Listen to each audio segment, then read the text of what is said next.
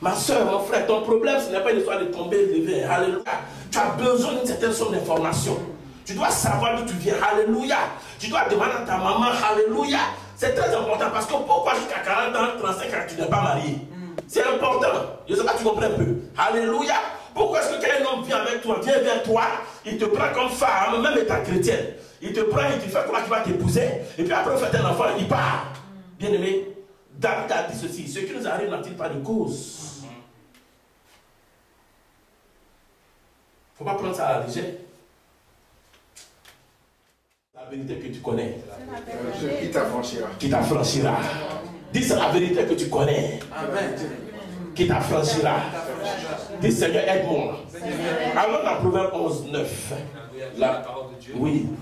Chapitre 9, verset 11. Non, verset 11. Proverbe chapitre 11, verset 9. Excusez-moi.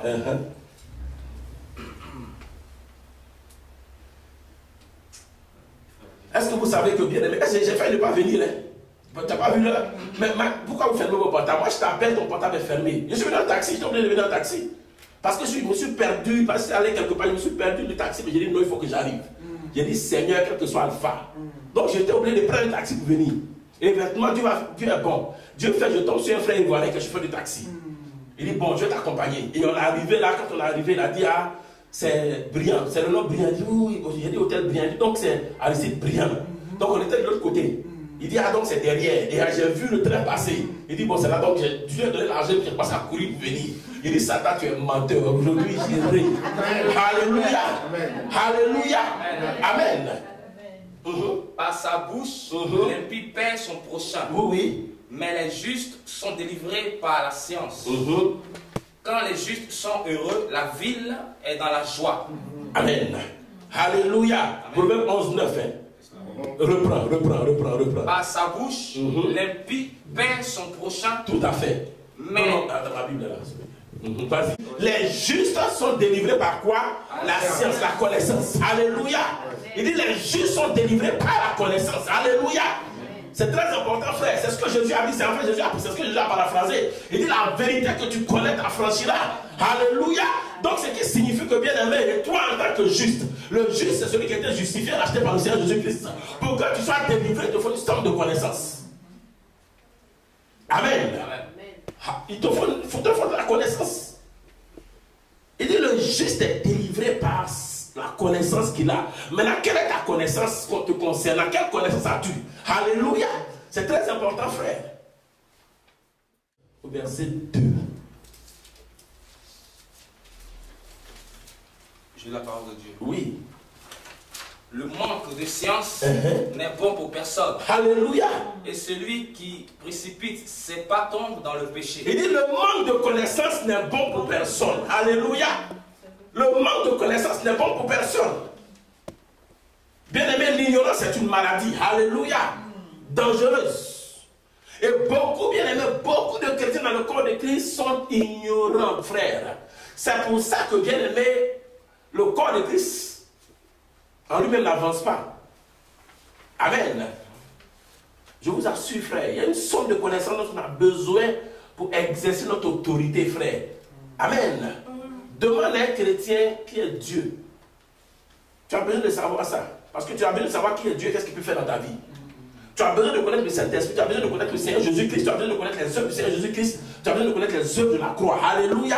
Mais écoutez, quelqu'un a dit ceci, écoutez-moi, quelqu'un a dit ceci une fois dans l'église, on dit, tu as besoin de connaître même le diable. Allez, écoutez, je vais vous dire quelque chose, je fais une pause, écoutez-moi très bien. Est-ce que vous savez que le diable, là, souvent la manière dont on le décrit, ce n'est pas sa vraie description. Il fait croire aux gens, il leur donne bien aimé, la Bible dit qu'il est rusé. Alléluia. Il procède par ruse. Amen. Il y a un pasteur qui dit là, une fois dans l'église, on dit, ouais, on va prier contre le diable. Coupez sa queue, coupez ses cornes, coupez ici, marchez sur ses cornes. Bien aimé, ça c'est un mensonge qui vient de l'enfer. Alléluia. Alléluia. La Bible dit qu'il est l'ange de lumière. Amen. C'est un menteur. Il va te faire croire qu'il a une telle forme bien précise alors que ce n'est pas lui. Donc, bien aimé, les gens battent l'air. Pendant qu'il lui coupe sa queue, il n'a pas de queue. Donc, il a pendant qu'il coupe sa queue, il est en train de vous détruire. Parce qu'effectivement, c'est une fausse image de sa personne. Par manque de connaissance, mon peuple plaît. Alléluia. C'est très important, frère. Je vais t'inciter à aller chercher certaines informations. Bien-aimé, est-ce que tu sais que, remarquez, même en Afrique, on dit que quand on attrape un sorcier ou une sorcière, la personne est désarmée. Quand on sait que cette personne est sorcière, la personne est désarmée, non? Oui. En fait, c'est le fait de connaître la chose. Le diable n'attaque pas souvent ceux qui le connaissent et qui connaissent ses ruses. Amen. Alléluia. Et quand tu commences à avoir des informations concernant certaines choses, amen, alléluia, tu vas voir que ça va t'ouvrir tes yeux. Les écailles vont tomber et tu seras efficace même dans ta façon de prier. Amen. Il y a des sujets pour lesquels tu ne prieras pas longtemps. Parce que tu sais, tu connais l'origine. Amen. Oui. Amen. Donc il dit quoi? Le manque de connaissance n'est pas bon. Alléluia. Alléluia. Et l'un de nos problèmes, c'est le manque de connaissance, frères et sœurs. Amen. Tu ne connais pas tes origines. Tu ne sais pas qui tu es. Tu ne connais pas le Dieu avec qui tu traites. Regardez, je vous dis quelque chose. Regardez Dieu. Dans Genèse 16, Abraham a biaisé. Amen. C'est-à-dire, il a essayé d'aider Dieu. Maintenant, Dieu vient. Regardez, écoutez bien ce que Dieu a dit. Dieu m'a dit, Abraham, je suis le Tout-Puissant, El Shaddai. Marche dans ma présence et sois intègre. Je ne sais pas si vous comprenez. Amen. Dieu est en train de nous dire que tu ne me connais pas en tant que Tout-Puissant. Tu as essayé de m'aider parce que tu ne me connais pas. Mais maintenant, je suis le Tout-Puissant, je peux tout faire. Je suis le Tout-Suffisant. C'est moi qui t'ai appelé, c'est moi qui t'ai donné la vision. Donc, bâtis ta foi sur ma vie. Alléluia. Et Abraham a commencé à se repositionner, frère. Écoutez, laissez-moi vous dire quelque chose.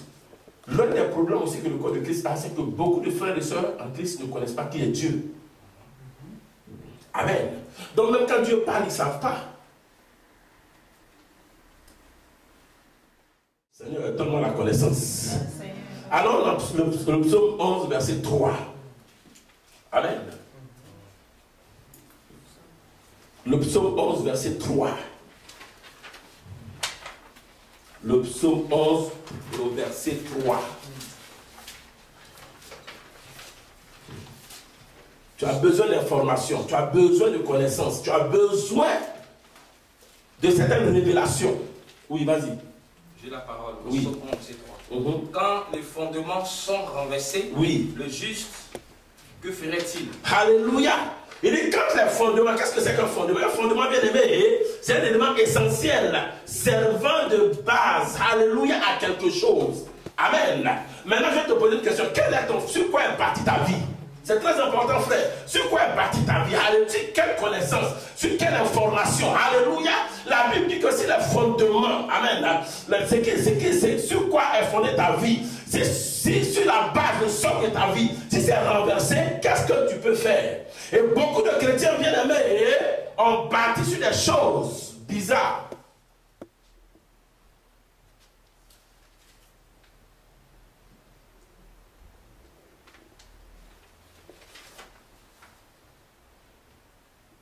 Amen. Alléluia. Reprenons, relis, frère. Alléluia, vu la parole de Dieu. Psaume 11. Quand les fondements sont renversés, oui, le juste, que ferait-il? Quand les fondements sont renversés, alléluia, le juste, que ferait-il? Alléluia. Quand c'est renversé, frère, que ferait-il? Je ne sais pas si vous comprenez un peu. C'est très important. Tu as basé ta vie. C'est vrai que tu as accepté le Seigneur Jésus-Christ. Amen. Bien aimé, le fait que tu acceptes le Seigneur Jésus-Christ te donne droit au salut. Tu es sauvé. Alléluia. Alléluia. Alléluia. C'est vrai, tu es sauvé. Si tu meurs, tu iras au ciel. Ça, c'est sûr et certain. Alléluia. Mais écoutez, la Bible dit que, il dit si nous l'invoquons, il dit si tu l'invoques, tu seras sauvé. Alléluia. Donc, bien aimé, on parle de quoi? C'est le futur. Alléluia. C'est progressif. Bien aimé, tu seras sauvé. Donc, le salut est un processus. Le mot salut veut dire délivrance, veut dire secours. Le salut en lui-même est un processus dans lequel Dieu t'engage. Le premier pas, c'est le salut. Le fait que tu aies accepté Dieu, la grâce salvatrice, il te sort des ténèbres. Alléluia. Pour te mettre dans la lumière. Amen. Maintenant, après t'avoir positionné dans la lumière, il y a un travail que tu dois faire. C'est pour ça que Paul a dit dans le livre de Philippiens, il dit travaillez à votre salut. Alléluia. Travaillez à votre salut. Amen. Il y a un processus dans lequel tu dois entrer pour posséder ta possession. Alléluia. Pour te marier. Alléluia. Pour que tes affaires prospèrent. Pour que ta vie prospère. Amen. Afin que, bien aimé, écoutez, la Bible dit quoi? La Bible dit que l'évangile, c'est la puissance du salut. Alléluia. L'évangile, c'est la puissance du salut. C'est très important. L'évangile répond à tous les besoins. Besoins spirituels, les besoins sociaux. Alléluia. Besoins matériels, besoins financiers. Alléluia. Mais c'est un processus. C'est un processus. C'est un processus. Et bien aimé, ton esprit doit être délivré, ton âme doit être délivrée, ton corps doit être délivré. Ton intelligence même doit être renouvelée, délivrée. Amen. Parce que la Bible dit que l'homme est tel que sa pensée est. Moi, je suis en train de vous parler. Dieu, il y a des choses que Dieu m'a dit, j'ai rejeté. C'est-à-dire inconsciemment, parce que je n'étais pas prêt.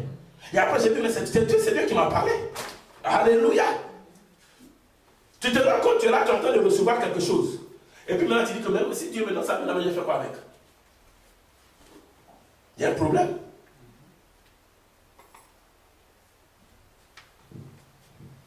Amen.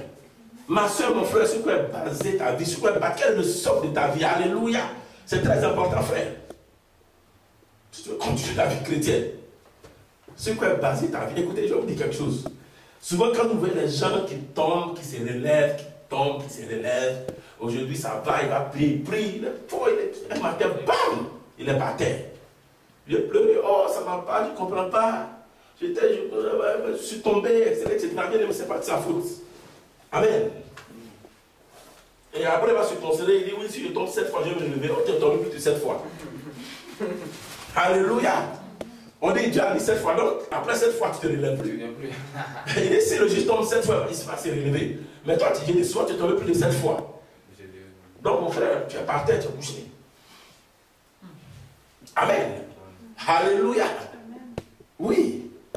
C'est parce qu'en fait, et j'étais en train de prier, le Seigneur m'a dit, tu sais, le véritable problème, c'est que beaucoup de personnes ne savent pas d'où ils sortent.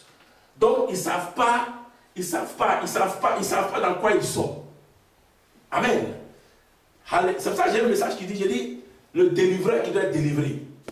Il y a des gens qui délivrent, même doivent être délivrés. Alléluia. Amen.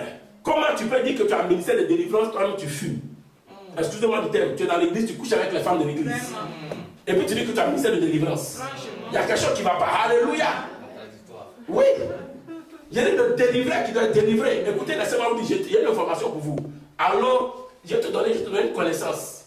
Allons dans Genèse 1. Genèse chapitre 1.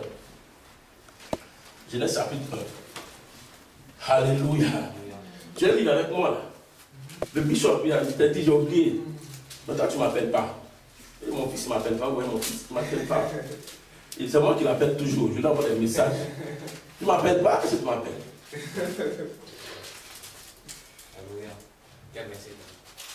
Genèse chapitre 1, lisez le verset 26. Je vais vous donner une information, ça va vous aider. Lis. Puis Dieu dit, faisons l'homme à notre image, selon notre ressemblance, et qu'il domine sur les poissons de la mer, sur les oiseaux du ciel, sur le bétail, sur toute la terre, et sur tous les reptiles qui rampent sur la terre. Dieu créa l'homme à son image, il le créa à l'image de Dieu. Il créa l'homme et la femme. Dieu les bénit. Et Dieu leur dit, soyez féconds, multipliez, remplissez la terre et la sujettissez et dominez sur les poissons de la mer, sur les oiseaux du ciel et sur tout animal qui se meut sur la terre. Et Dieu dit, voici, je vous donne toute importance. Bon, ça va, amen. Lisons le psaume 8. On va lire à partir du verset 5. Je vais vous donner une information qui va vous aider. Assieds-toi. Je vais te donner une information qui va t'aider. Alléluia. Ça va t'aider dans beaucoup de choses.